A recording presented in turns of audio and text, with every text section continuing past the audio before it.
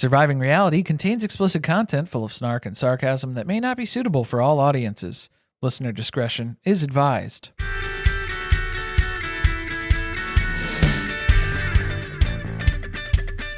Hello and welcome to Surviving Reality. I'm Corey. And I'm Carly, and it is the best part of the week. We are here talking about the Traitors, Season 3, Episode 7, Til Death Us Do Part. Right, because it's not do us part in the episode title there, and that kept messing me up. I was really worried that I was going to read it the wrong way, but I succeeded. You got it. Yeah, you're good. It's hard to top what they did last week.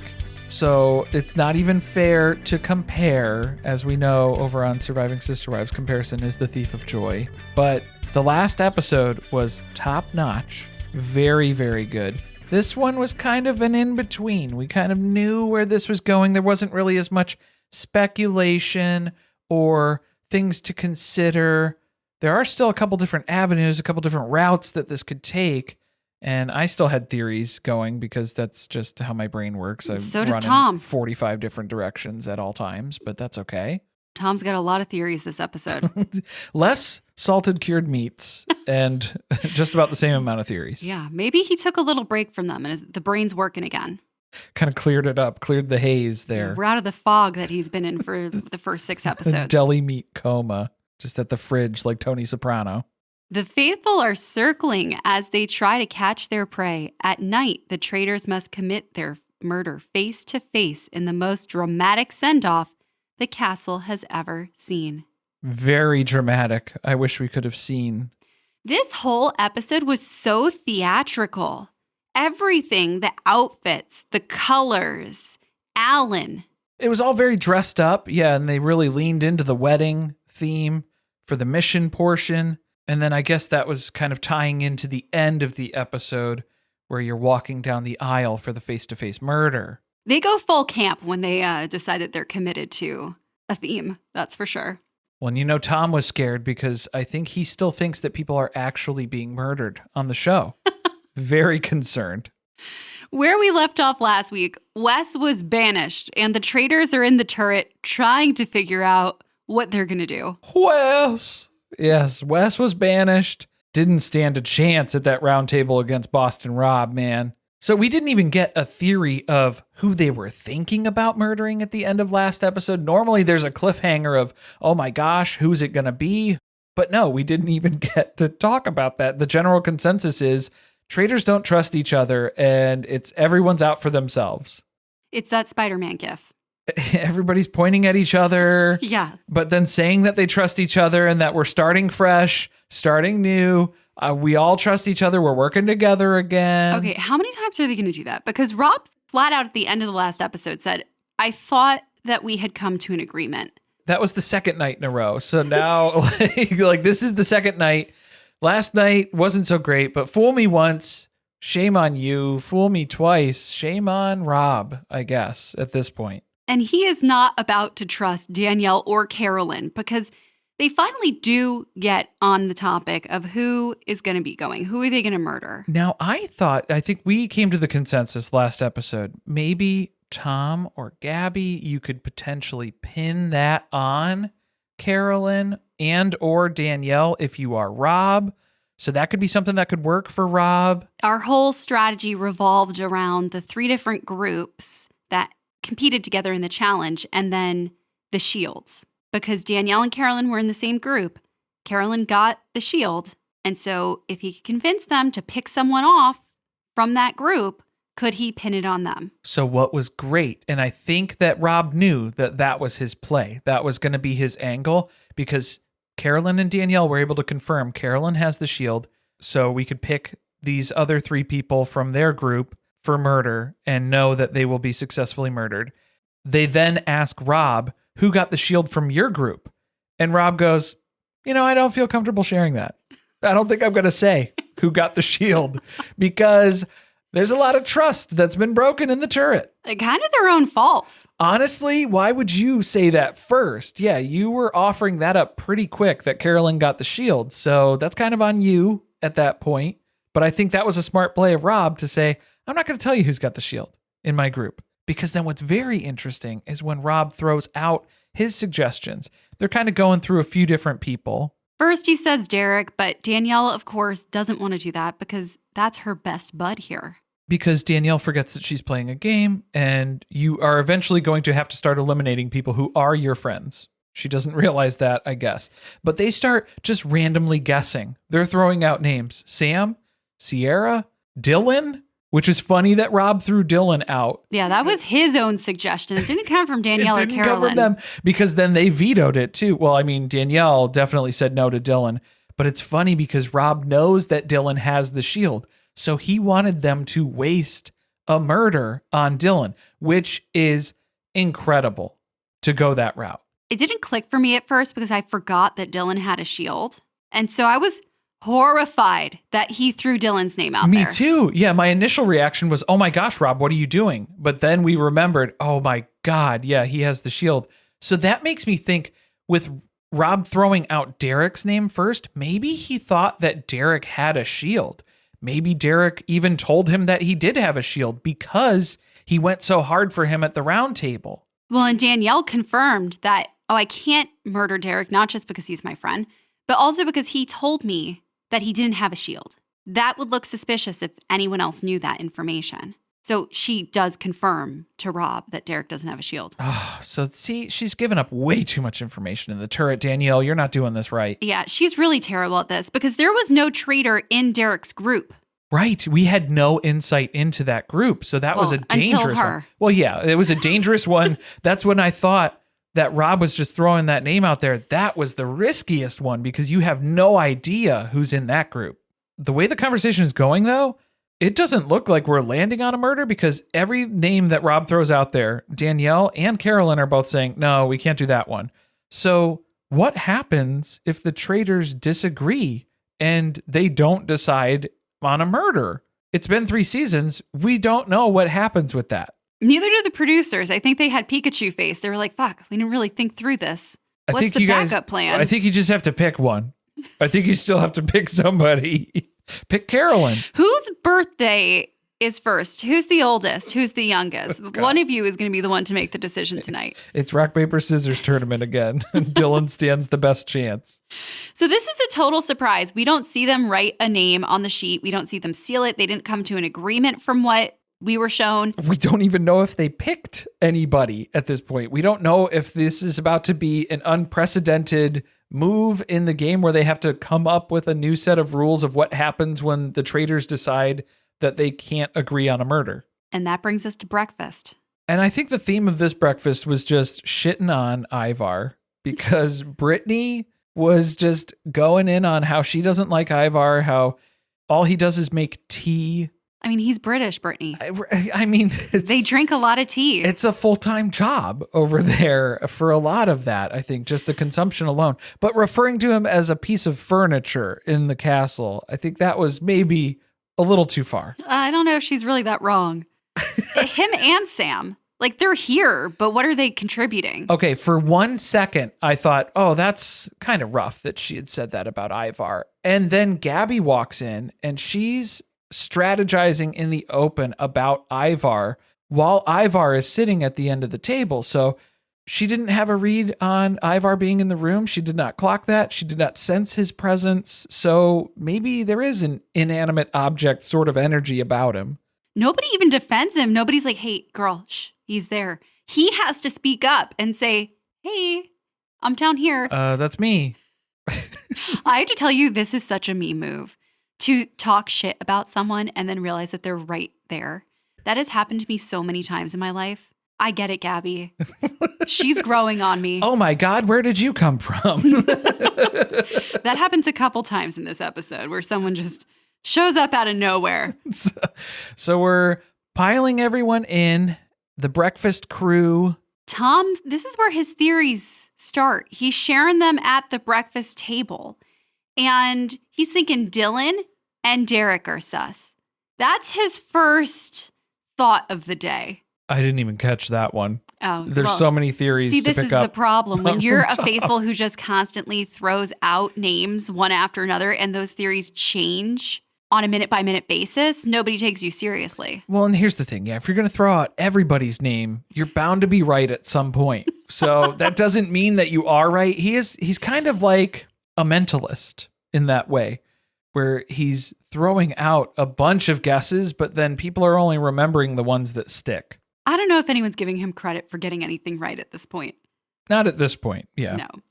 The last few people missing from the room are Boston Rob, Dylan, and Derek. Making us wonder, maybe the producers allowed the rule where two of the traitors could murder another traitor because Boston Rob is at the end of his rope here, potentially, if Danielle and Carolyn wanted to vote him out. No, that's not how this works. I was really thinking that they were all going to walk in, all three of them. I thought so too. I thought it was a stalemate and that they just decided that they weren't going to do it. And then we were going to have to figure out what does that mean. And then maybe that was why they had to murder in plain sight, because then that was like a whole, or face to face. I think that was the whole thing that they were drumming up for this episode. We weren't sure if that was going to be something that happened as part of this murder or if it was the one for later on in the episode for tonight. But then that door cracks open and the jolly face of Boston Rob is the first one to walk in the room. And Boston Rob Jr., Dylan, comes bounding in right behind him. He's not far behind.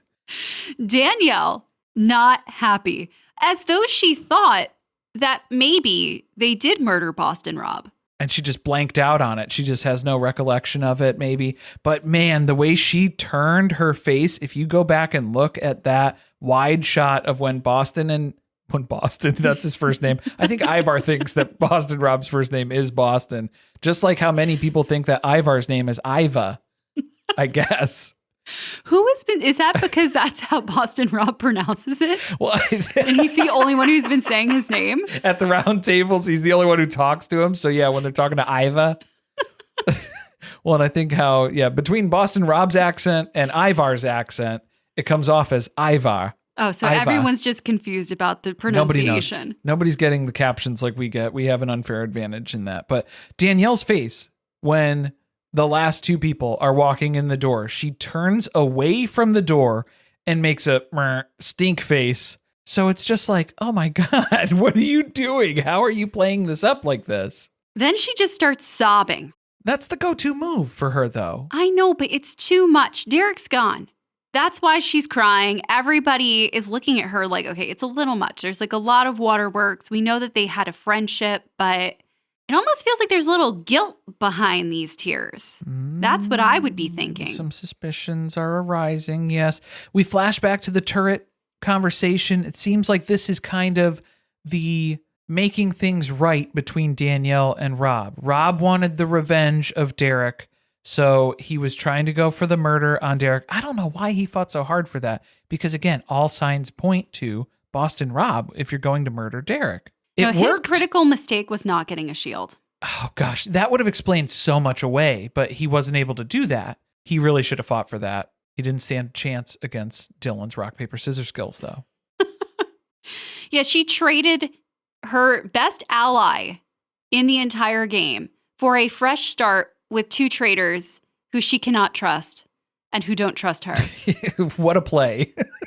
Danielle, just more stellar moves from the traitor side. We did get to see Derek's reaction to receiving the notice that he was the one who was leaving, and his jaw just stays in place the whole time. No shock. Yeah. Not surprised in the least. He already predicted this. He told Dylan, this is what's going to happen. Boston Rob is going to push for me to be the next one murdered, and then he's going to come in at breakfast and talk about how this was just the traitor setting it up to look like it was him. And that's pretty much exactly what happened. Pretty much to a T. But Dylan's not really picking up on that yet. I did have hope that Dylan was onto Rob initially, but I think Tom Riddle is on the case, actually. Okay. Instead. Tom is panicking because he sees Rob come through the door, and that's it. That is the final piece of confirmation, the one last bit of information he needed to confirm that Boston Rob has to be a traitor. He is trying to slither down his chair. He's got his hat in front of his face. He looks terrified. He has pieced it together that the last 3 murders have been people who have gone after Boston Rob. 3 in a row. Again, if you're playing overtly, because this is where people are kind of shitting on Boston Rob's game at this point, where if Tom was on to you, if Tom Sandoval figured you out, then you weren't playing that good of a game. I think he was playing a very good game. Boston Rob was playing the game to the best that he could because he was set into an impossible situation where he had to play as a traitor out in the open saying, they're trying to set me up.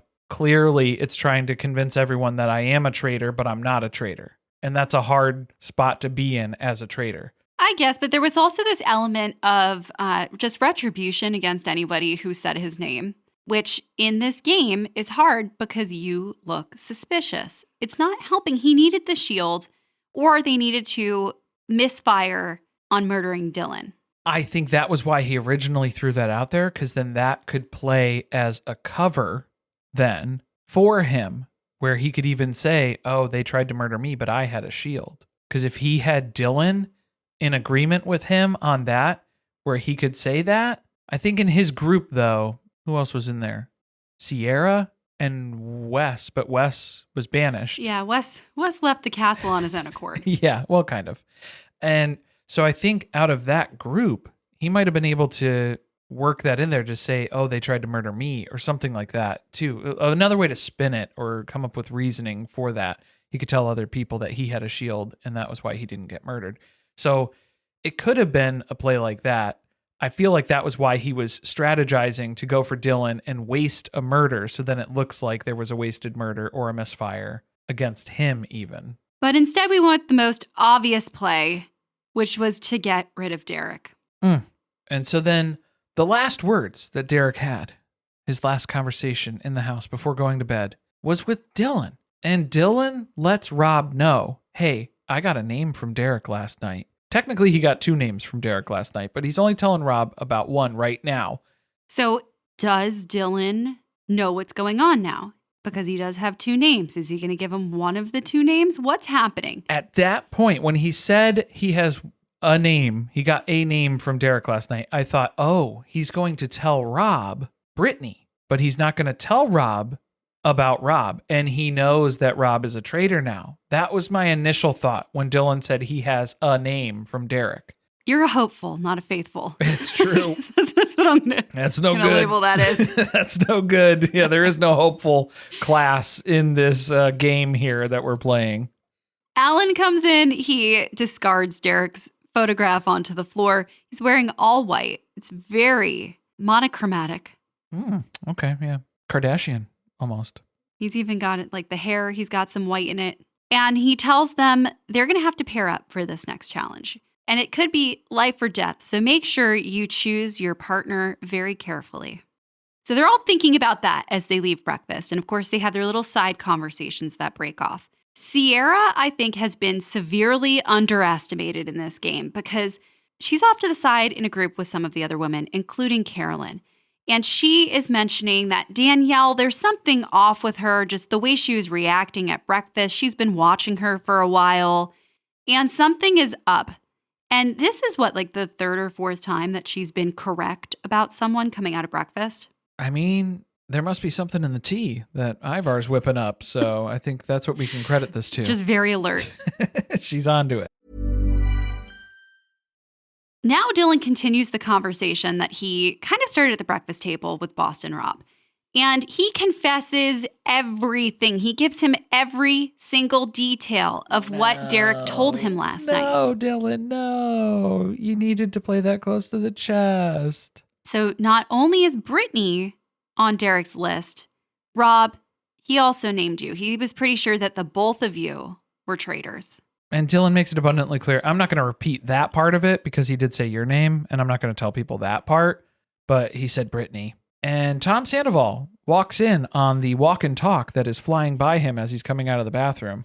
I think it was the kitchen. No, I think I don't know, actually. He had something in his hand. No, the kitchen is... Didn't he have tea or something? It's down by the front door, I think. The kitchen is at the front. I'm just assuming that he's coming out with food where whatever room he was in, he's emerged with something. But yeah, they almost walk...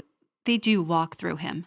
They walked right past him. I don't know. Didn't look up. They didn't clock it. They're still talking. And Tom's like, should I listen? Should I stay? I'm going to follow behind them. I'm going to stay right here. He's like, can they see me? Can they hear me? Did I wear my cloak of invisibility? Do I have to say mischief managed at the end of this as Tom Riddle? He's starting to worry. Am I here or am I gone? Did they murder me? Am I a ghost? No, ghost is not a classification of player in this game, Tom. You're okay. They do end up talking to him. Once they've gotten to another room and he walks in there, they do acknowledge his presence. And they start to talk about the Brittany theory. So he gets the whole rundown of Brittany, but he still suspects Rob. And then Rob excuses himself from this conversation because he's got to go get his jacket. He's getting a little chilly. And Dylan's not buying it. Dylan's hearing Tom's logic and reasoning and arguing for Rob here. No. That's too many people telling me it's Rob, and that's too obvious. I couldn't believe that Tom confronted him. I'm surprised that Tom was so vocal about it at that point. Yes, that was surprising. But it's making more sense because we do find out that Tom and Dylan are paired together for the challenge, the mission that's coming up. So maybe that's why he felt a little bit more confidence in working with him there. But we're looking at some of the other teams that are coming together here. We got Sam and Ivar. They're doing some badminton team building out on the lawn. The two people who could disappear from this show and it would make no difference tomorrow. They're trying desperately to stay relevant on the show, but we're not even getting good content from that. It's terrible. And then we also have an interesting pair of Brittany and Danielle. Again, why would you do this as a traitor? I know that she's just lost Derek, so she needs to find another ally in the house. But people have been floating Brittany's name. So why would you attach yourself to somebody who people are suspicious of? I think the reason is that Danielle doesn't know that they've been floating Brittany's name. So she is working with Brittany and she's finding an ally here because she thinks that Brittany doesn't have any suspicion. Okay, but the inverse of that, Brittany has definitely heard Danielle's name mentioned before. But Brittany doesn't know who the traitors are. She doesn't find the traitors. And if she thinks someone's a traitor, she's actually wrong most of the time. She's made that abundantly clear. The rest of the couples that we have for the challenge are Sierra and Rob and Dolores and Chriselle.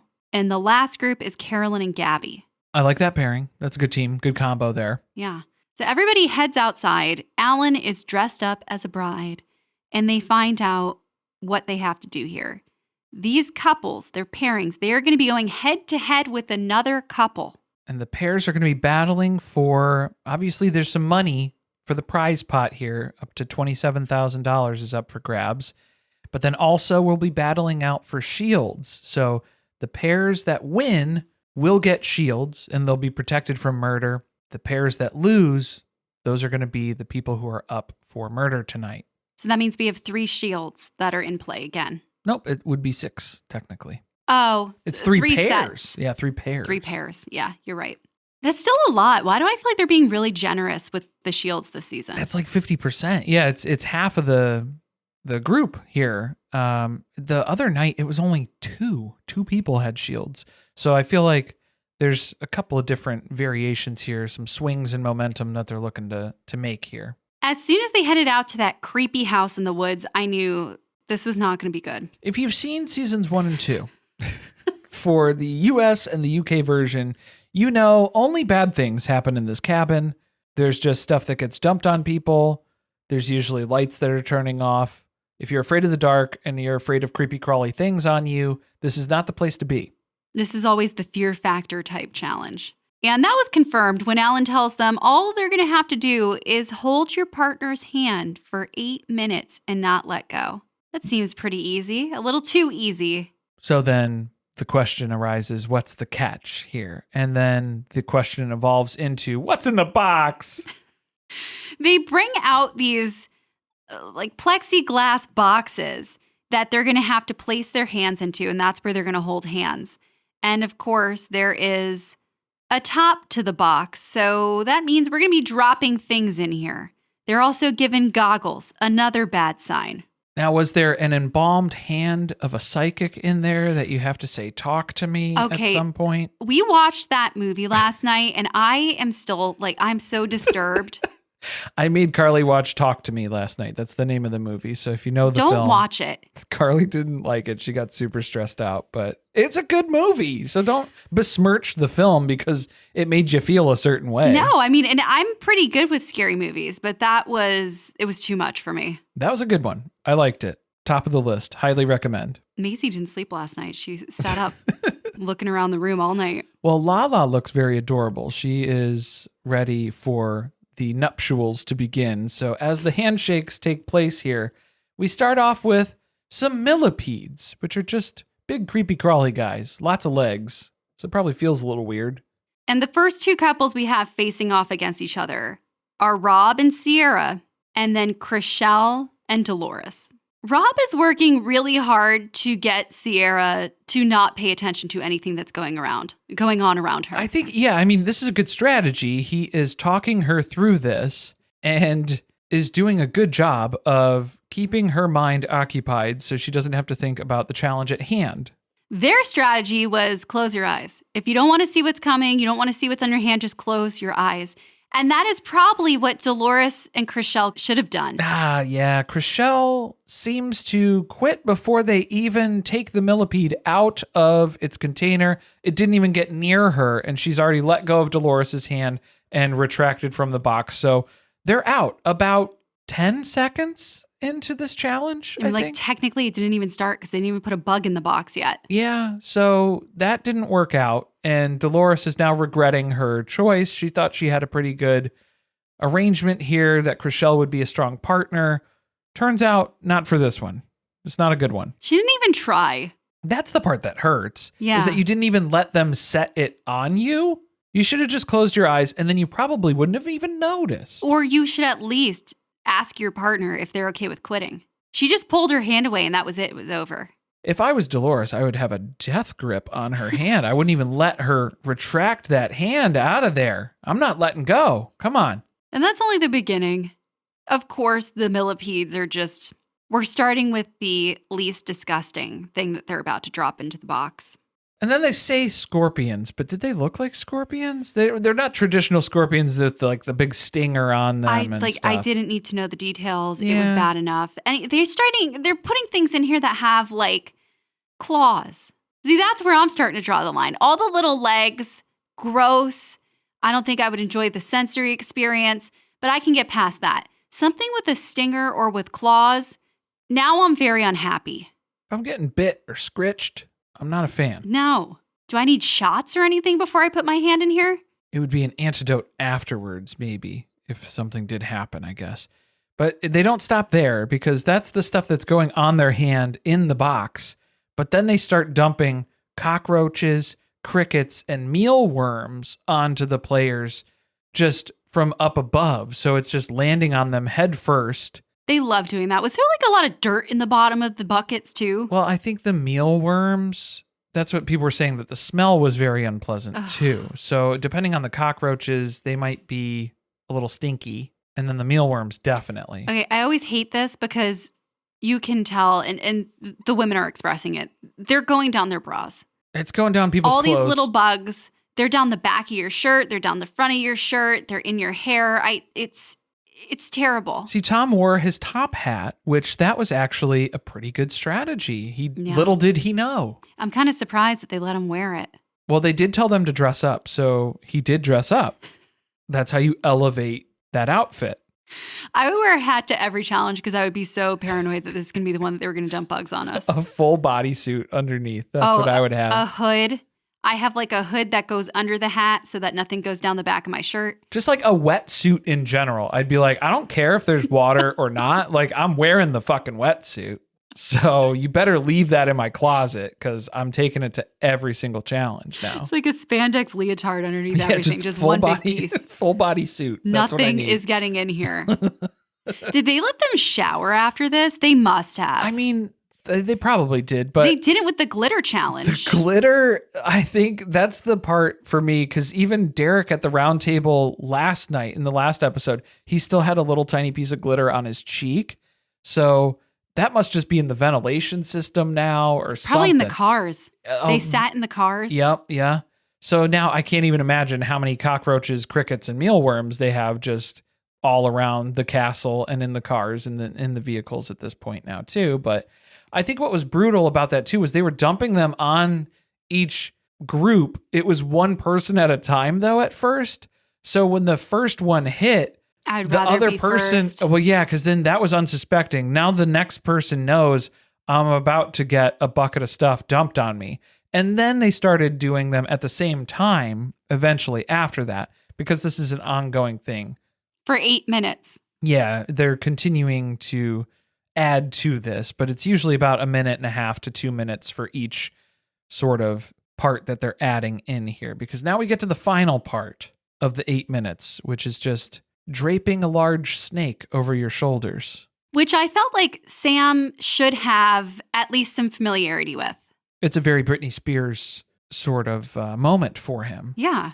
But legally, he can't. No, he make can't acknowledge that. that. Yeah, he can't make that comparison, right? So we'll point it out for everybody else. Nobody else has quit.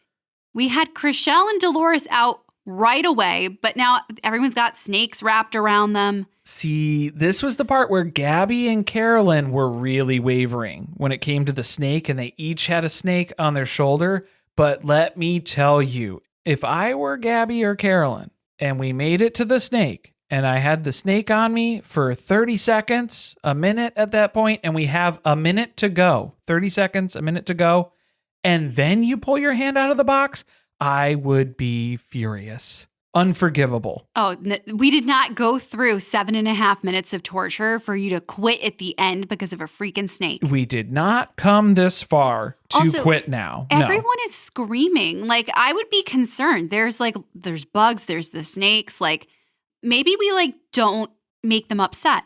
Keep your mouth closed. Yeah. That too. Don't breathe it in. Don't open any more orifices than are necessary. I would have stood there and just completely disassociated for 8 minutes. Just left my body. Oof. Like Tom in the hallway. By the way, Tom is wearing a sheer lace shirt for this challenge with the bugs that are dropping from the ceiling. He's going to have to burn that shirt, pretty much, is basically what's going on. I'll tell you, the group I was most impressed with was Sam and Ivar. The way that they were holding hands, they weren't doing a handshake hold. They were doing like a mountain climbing grab and pull up sort of thumb war arm wrestle kind of lineup there. So I think that really locked it in. And I feel like that would have been better for Dolores to go with that strategy, because then Chriselle wouldn't have been able to just pull her hand out of there so easily. Mm-hmm. I didn't even notice that. It was good. It was a strategy move. They end up having to go to a tiebreaker round because so many of them stayed in for the full 8 minutes, which only means next season they're going to have to make this challenge even more disgusting. Even worse. Yeah, you're going to have to eat some stuff along the way too. Oh my. Let's hope not. Probably. They come over, they fill the boxes with more gross bugs. And there's a ring in there as well, because this is a wedding themed challenge. They're going to have to dig through the bugs with their hands and find the ring. And the first team to find their ring will receive the shield. And place it on a participant's finger. So I think that's the other thing, even though it didn't really come down to, there were no teams that were simultaneously finding the ring at the same time and then trying to get the ring on first. It wasn't anything that close. I was really disappointed by the outcome of the winners here. Yeah, because we end up with the couples with shields. It's Sam and Ivar. So their strategy was not for naught. They held in there till the bitter end. And then, of course, Rob and Sierra, because they were against Dolores and Chriselle, who dropped out almost immediately. And then the real main event that it came down to, it was Gabby and Carolyn versus Danielle and Brittany. And unfortunately, Danielle and Brittany came out victorious in that one. So they're part of the Shield group now. I worry for Gabby every week. Every week. It's a new set of concerns for Gabby. That means that coming out of this challenge, the players who are up for murder are Chriselle, Dolores, Carolyn, Gabby, Tom, and Dylan. I mean, that's a group. You can pick quite a few out of here. You got options. Yeah. So we're heading back to the house. Everybody's still covered in bugs and mildly upset. Some people are ready to call their lawyers to take this the distance as needed. Disgusting. But Rob's already throwing people at Brittany. He's getting the wheels turning on that theory and In the car. trying to get some numbers put together. Look, I'm just going to say it, bro. Like, you don't need to be throwing names out constantly. You're doing too much. Yeah, let other people play the game. I do too much because you do too little. But nobody is doing too little. Rob is doing everything too much. I guess Danielle's doing too little. Technically. But no, she's doing too much by crying. But she's crying, yeah. So there is some over-the-top theatrics. Brittany is doing too little. That's something that people are noticing. You know, she doesn't really say anything at the round table. She doesn't really have theories. That's starting to get a little weird. We're on, what is this, day 7 at this point? It's week 7, so it's got to be like they've been in the castle for about a week now. Something like that. And she's just been MIA with theories. I mean, we didn't really get a lot of footage of her for the first 6 episodes. No, I didn't even forgot she was there. Everyone thought that Sam was talking about Britney Spears when he said where he got his headband from because they forgot there is another Britney here. It's Britney, bitch. Meanwhile. Yeah, that's not the only theory that's circulating here. It's not just Britney. Danielle is also allowing people to suspect Boston Rob. Well, and it helps because Tom won't let his theory go. He's pretty sure that Boston Rob he's got to be a traitor. And it's not getting a lot of traction, at least not at this point. What's interesting is Rob is going directly with the exact defense that we thought of. Why would I murder Derek when it's so obvious that it would look like I was a traitor?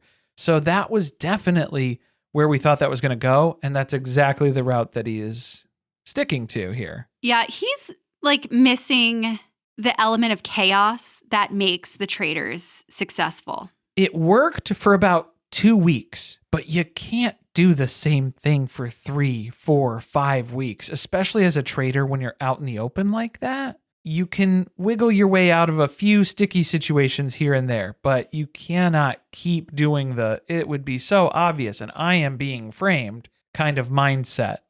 I do think that he's thinking at this point, Wes is gone, Derek is gone. Like the players who are really gamers, at least the ones that he's more aware of would be a threat to him. They're not here anymore. So now I can just kind of float whatever theory I want to. And I just have a group of people who will eat it up and believe it. I'm prepared to defend myself at the round table. And all that's going to do is allow me an opportunity to deflect to someone else and put them into the hot seat where they have to defend themselves. So that's why he's already priming people, getting them ready for, hey, it's Brittany. It seems like it's Brittany. Derek left us with Brittany, so that's the name to go into the round table with. Yeah, and unfortunately for him, Brittany is picking up on a vibe shift. People were coming to her and having conversations with her before, and now she's noticing they're kind of avoiding her. So she's coming into the round table prepared to have to defend herself, which catching people off guard is really the ideal way to come into the round table. Because I think Rob did kind of surprise Wes by going for him and blaming him. I don't think Wes suspected that he would be put into the hot seat in that way. I think he was ready to just pile onto Derek's theory and then push Rob out. But then Rob flipped it onto him before he even had a chance to bring up his name. So I feel like the element of surprise is a really big factor. And Rob doesn't want to get surprised. He's trying to align with his fellow traitors before going into the round table. How is this vote going to go? Because it's sounding like Brittany. Sounds like people are going towards Brittany. But then what Carolyn and Danielle aren't telling Rob is, it sounds like it's going your way too, Rob. So they're kind of leaving that bit of information out. I think he figures that, but if he can get 2 people to vote the other direction, at this point, the table's getting small enough that that's going to be important. It's going to influence the way the vote goes. That'll swing. Yeah, for sure. So Carolyn, I could see her voting for Brittany. Danielle voting for Brittany at this point, there's no way. Especially after they just voted Derek out. She's losing everyone who is in her camp who might take her to the end thinking she's a faithful. And she just paired up with Brittany for this challenge today. They just won shields together. So to walk into the round table and then vote for her immediately, there's no way that would be a good play. Everybody sits down at the table and Dylan is the first one to speak. I thought it was going to be little Tom Riddle. I thought he was going to come out hot with the theories because he's pretty sure that he's on the right track. But instead we get Dylan, who is quickly becoming an overconfident faithful. And he's speaking up based on, he kind of had the first experience here that is relevant for this roundtable that we're going into, though, because he was the one who spoke to Derek last night. So he shares that story with everyone now. He did include all of the information that Derek had mentioned, Rob's name and Brittany's name. So that's interesting and compelling too, because he did share that information. He was saying that he would suppress Rob's name at one point, but then he did share that with everyone. This is kind of weird because Dylan is relaying a theory from somebody who is no longer here and also doesn't really believe it. Yeah, it seems like he's kind of taking a back seat to it, and then he's trying to explain what Derek's experience was, and then Derek's theorizing of that, and then bring that to the table here. So it's not really something that he's even fully on board with, but he's just bringing it up. What he says is Derek witnessed Brittany look over at Dylan and shake her head before it was time to finish the vote. So he felt like Brittany was trying to communicate to Dylan to not vote for Boston Rob. And why would she do that unless she is a traitor alongside Boston Rob? She's protecting another traitor because Derek was pretty convinced that Rob was a traitor. So then to look over and then catch Brittany doing something that was kind of a little suspicious, and that was defending Rob in the last moment there, that was what really solidified it for Derek. So he shared that theory with Dylan. Dylan brings it up. Brittany's able to kind of defend, but she is doing that terrible faithful defense where she's just telling people she's 100% faithful, always has been, and there's nothing really else to go off of. Yeah, but I feel like this entire scenario is super dangerous for Boston Rob because the person who actually felt like that was a reason to accuse Brittany isn't here to come back at Brittany. So when she says like, no, that's not correct, that's not what happened, that's not how I meant it, that kind of just shuts down the conversation. Well, also it puts Boston Rob in a very strange situation because he has to then continue to accuse Brittany, who just at the previous roundtable was defending Rob now, is what the story is. So that gets extra confusing too. Well, unfortunately, other people start to speak up, and both Sam and Tom start to lay out the evidence against Rob, which is everyone who has said anything about Rob being a traitor has disappeared, either at the round table or overnight when they've been murdered. So what gets me is that Sam is piling on about how it seems like Rob still has the evidence stacked against him. I would like to hear Rob defend himself. And Brittany's like, why do you want to keep giving Boston Rob more time? We've heard all of the defense from Boston Rob. All of those things that were stated at yesterday's roundtable are still applicable. He still hasn't answered for those. And then you want him to answer this stuff now? That doesn't make any sense. Stop talking to Boston Rob and letting him weasel his way out of this stuff. Because if you vote Brittany out tonight, you're going to be in the same roundtable discussion tomorrow where it's all of these same theories for Boston Rob and they're still unaddressed. That was probably the best point that she made, because if they have watched seasons of The Traitors before, that's what happens. That's exactly what happens. There are people who hang on for multiple weeks as a traitor, knowing that they're up for banishment because their name keeps getting mentioned, and yet they just skate by week until finally the faithfuls kind of had no other choice but to vote them out and find out if it's true or not. But they've eliminated a lot of other people who were faithful in the process. There are little things in the editing, too, that I noticed in the roundtable discussion, because there was a point where Rob was starting to defend himself, and he stole some of Derek's lines where he was imploring people to use logic and reason. So I thought that was interesting because those were a couple of things that I noticed him saying directly that we had heard the argument that was laid out so eloquently by Derek at the round table the night before. What I thought was funny, though, was they cut to Dylan smirking when Rob started his defense because it was exactly what Derek said that Rob would say. So I thought that was interesting, too, which made me think that Dylan is on to Rob He thinks he's a traitor. He knows he's a traitor, but he's not letting on, maybe? Time will tell at this table. At one point, Rob says, why would I murder Derek? Because he tried to get you eliminated last night. What are you talking about? Because you were 2 votes off, 1 vote off from a tie to be banished yesterday? That's a pretty good reason. So he's trying to attribute all of the traitor genius play that's happened so far, as Brittany is the only player at this table who is capable of those types of moves, which I think that was enough to make people kind of wonder. I think there's another person at the table who is capable of those types of plays, Boston Rob. And he tried to say that last night too. Yes. In last week's round table, which was who is capable of something like that? So smart. Yeah, he was waiting to figure out like who he was going to set up with that, and it's Brittany. But he did make one point that I thought was good, which was Derek was murdered from Brittany's group. And I wasn't in Brittany's group. So how would I know who had the shield in that group? How would anybody know who had the shield in that group? Brittany is the savviest player who was there. I feel like this is all stuff that's going to pile up where there is going to be a lot of suspicion still on Brittany. Yeah. After this. I think so too. Or like no one else was thinking, well, who else was in that group? Because Rob wasn't in that group. If you look at the facts, he wasn't there. So how did he find out who did or didn't have the shield in that group? So you got to find out, who knew what, but then who knows? Because then you have, that was what was weird too, was that the fact that they knew that Derek didn't have a shield was because he told Danielle. Mm-hmm. Danielle wasn't in his group either. That's true. It's true. So that's the most distance that they could put between themselves. So adding that suspicion that, hey, there was a traitor in that group.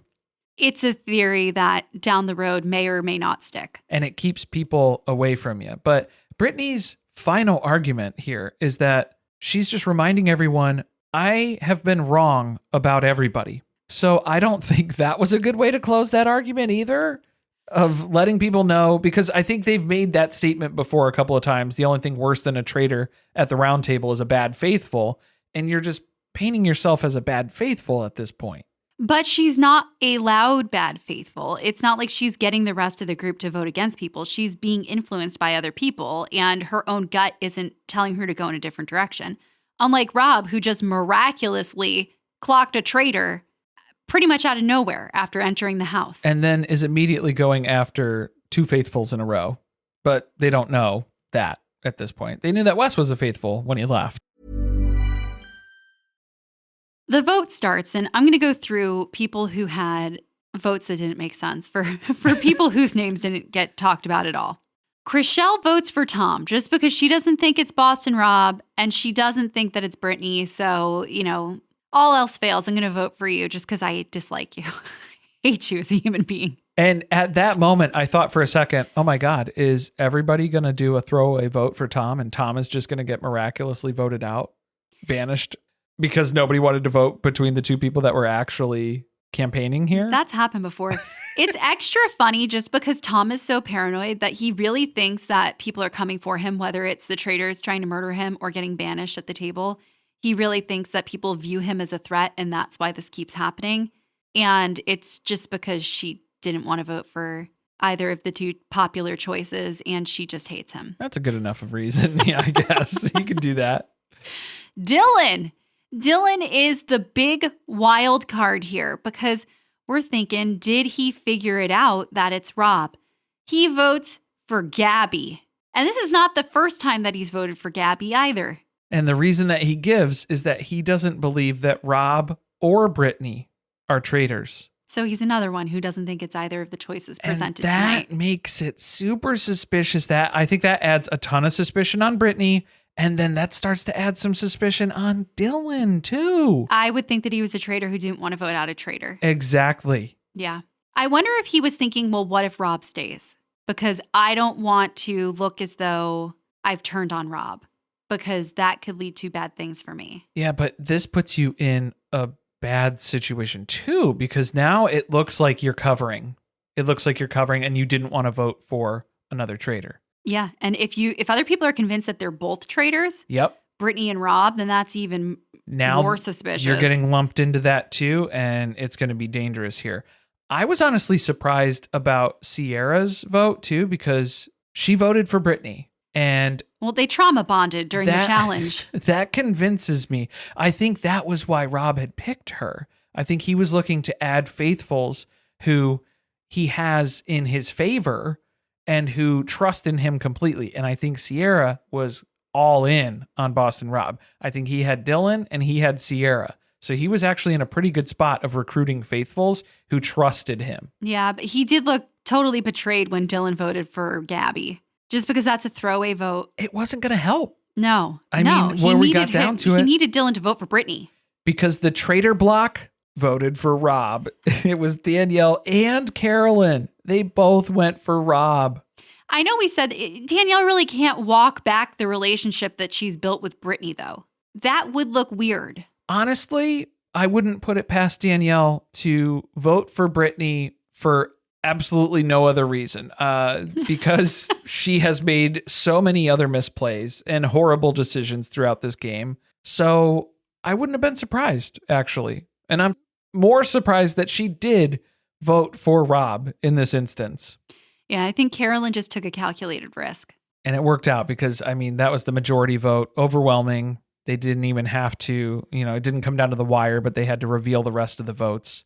And Rob is out, but people are still convinced that he's a faithful, even as he walks up to the circle of truth before his exit. Gabby's leaning over and telling Tom, I still think he's faithful. Even though she voted for him. And Tom can't believe it. He's like, what do you mean? So as he's up there, he's letting him know, I am, always have been, and from the very beginning, a traitor. So now everybody's surprised. Most everybody's surprised. There's a lot of celebrating. They've caught yet another traitor, even though the first one he kind of gave to them. And Tom jumps up and says, Avada Kedavra! But not really. No. I liked that Rob went out in a jolly, happy mood. Like, he was excited to have been here and played the game. You can argue that, like, maybe he didn't play it the best that he possibly could. I don't think any of the traitors are playing as well as you would hope would be capable of. He was in a tough spot. That's what I'm saying. From the get-go, he was in a very difficult, precarious spot coming into the game. So I think he was just having fun with it and just wanted to see how far it could go. And he was even shocked that he made it as far as he did. Yeah. He does mention on his way out when he's getting like a little ISO interview that he would have taken Carolyn to the end. And I believe that. As long as she didn't turn on him, he would have stuck with Carolyn. Yeah. Danielle, no. He was looking to get rid of Danielle as soon as he could because Danielle had tried repeatedly to get him. The distrust between the traitors is making this just a different season than the ones that we've ever watched before. Well, it's just so funny to see Danielle flying so high when she's so impressed that they were able to take out the Godfather and they made this happen. She didn't do anything to contribute to it. She didn't say jack shit at the round table. She had a chance where she could have piled on against Rob or built a case against him to make people convinced that it was Rob. Yeah, and a lot of what sent Rob home were his own decisions. Murders, the last three. He did multiple things that were suspicious, and they just built over time to the point that you couldn't deny it anymore. It was overt. He overplayed the I'm being framed as a traitor angle, because then you are a traitor and you're just playing to your benefit is what's happening. I really think that if he had gotten a shield for this previous murder, that it could have helped him. That could have been a turning point. And then also, I think, if he had wasted the murder on Dylan, who had a shield, and Derek showed up, he might have been able to convince Derek that it wasn't him, because he would be explaining that away of why would I pick Dylan? I was in his group. I watched him get a shield. So I feel like that could have been his way to worm back in again. Maybe. I think Derek still would have been super suspicious. I don't know if he could have changed Derek's mind. I don't know if he would have changed Derek's mind, but it would have at least given him something to go off of. He maybe could have gotten by another week if everybody had turned and looked at Brittany, because Derek was also convinced it was Brittany. Yes. Yeah. Yes. So that might have been interesting. I mean, it's a big question of, can you get far in this game as a traitor if your fellow traitors are not supporting you? It's harder But you can. Yeah. I mean, the Traitors always have an advantage, but now they're kind of, since they're not working together, because normally it would be, you can get these voting blocks, you can get these other people to align with you, because if Danielle and Carolyn had voted for Brittany, that would have been a different vote. I mean, it still would have been very close, but that could have kept it from being a runaway. Well, or if one of them had spoken up and defended Rob at the table. And steered people away or added suspicion over to Brittany or something. So Yeah. it's like you can have people who can defend you in those ways, and then that helps. So they're not all playing together, and that's the No. problem. If your strategy is not aligned, then it makes it difficult to go into a round table and try to convince everyone to go for one of the faithfuls. that makes the conversations in the turret pretty difficult too, because that's what we have next is Danielle and Carolyn attempting to strategize now, but they're both relieved that Rob is gone, but then they both still don't trust each other, even though Danielle's still trying to pretend that she does trust Carolyn. And I'm sorry, it's not like that anymore. And Rob made me make these bad decisions, and we should be good from now on, right? She is acting like they just cleared the slate, that this is a new beginning and nothing that she did before this mattered. Anything before Rob, we forget, never happened. You can trust me moving forward. And there's still very clearly no trust. No. Carolyn does not trust Danielle at all. So they have to now decide between Chriselle, Dolores, Dylan, Tom, or Gabby for murder tonight, the face-to-face murder. Who do you think they should go for? I'm really torn about this. I think it comes I think they should go down- for Dylan. I mean, I think Dylan, we don't know. Dylan has gotten information from people before they leave and has told everyone at the table that he has done that. So it would make you question, if Rob was really close to Dylan, did Rob say anything to him that could point to us? That's who I would probably go for. Dylan is the last extension of Rob. He is Rob Jr. in this game. And if they're trying to eliminate Rob entirely from the game, which they were able to banish him, I think murdering Dylan would be the final extraction point for Rob from this game. The way this is going to work is all of them have to walk down the aisle. Yeah, it's the aisle of the church. And they're going to wait at the end. And at some point, they're going to have to turn around. And if the traitors are standing there, they'll reveal their faces to them and tell them that they're out of the game. So it's a very dramatic kind of final words potential moment that the faithfuls are walking down the aisle, and Dolores has a Sierra moment where she starts telling the traitors, I don't know if they can hear what they're saying. I kind of hope that they could, just because I think it would be more interesting for like potential grudges to come out of it, because she is like negging them. She's telling them they better get rid of her because she is going to come for them after this. honestly, She's a danger to them. if it was my play, and when I was looking at the list of names, and if I were a traitor and I was going to murder someone, my first thought was Dolores. And I don't know why, because she's not very useful right now as a faithful. She's not easily manipulated. She's set on Tom, and that's all she's focused on. So there's not really any benefit. Well, who did she vote for at the round table? Was it Rob? Tom. She voted for Tom? She voted for Tom. All right. I don't know, Dolores. I thought she did. I thought she voted for Tom. I'm pretty sure. I don't know. Tom and Gabby are also they're a little dangerous. Those are the ones that I keep coming back to, because even last week, I feel like that would have been the play.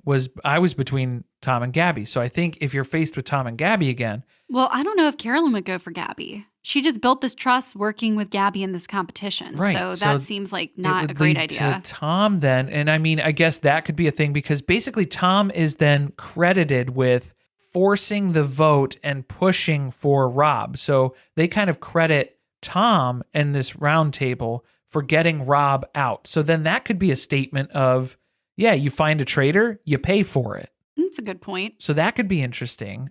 They can't let him go, though, because he has such good comic relief on this show. I Come know, on. it's so good. Yeah, the ratings, we wouldn't be able to stand it. But Nobody I think, is watching for Tom Sandoval, but like, but the antics. yeah. That's what's there. The editing's going to go downhill if we don't have his reactions to things. So we do get a cliffhanger ending. We have the two traitors in their hoods walking into the sanctuary behind the person. We don't know who it is. And then we have the footage of each individual person turning around to see their fate. And there are a couple of surprised, shocked faces that are in front of us there. It looked like, I think, Dylan in his David S. Pumpkins ass suit. I think he had a look of shock and surprise when he turned around. And then obviously the one that they leaned into was Tom. Yeah, and I think Tom overreacts to everything, and I think he's going to be shocked that he turns around and nobody's there. I think that is it. You can't clock what the shock is. Dylan looked like scared when he turned around a little bit. That looked like an actual surprise, like a frightened surprise. And then the rest of everybody else, it didn't really seem like that big of a reaction.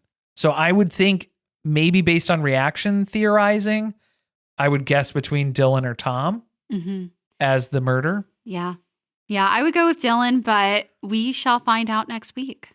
The other little clue that they left us on the next time clip was that Danielle and Carolyn, the reason that they give the person that they're murdering is that they were just a little too faithful. And that sounds like Dylan. To me, at least. That's my theory. Just a reminder, if you like what you're hearing, leave us a review, subscribe, make sure to hit the like button, share them with a friend, leave a review, smash the subscribe button. Do you smash the like button or do you smash subscribe? I guess you could do both. Leave us a comment. Let us know what you're thinking. The funnest part of this show is strategizing what you would do if you were one of the traitors. Well, at least for us. I don't know. That probably stresses some people out, but I like to put myself in the different scenarios, running the different scenarios and what the reasoning would be, weighing the options and figuring out what the repercussions of all of those other options would be.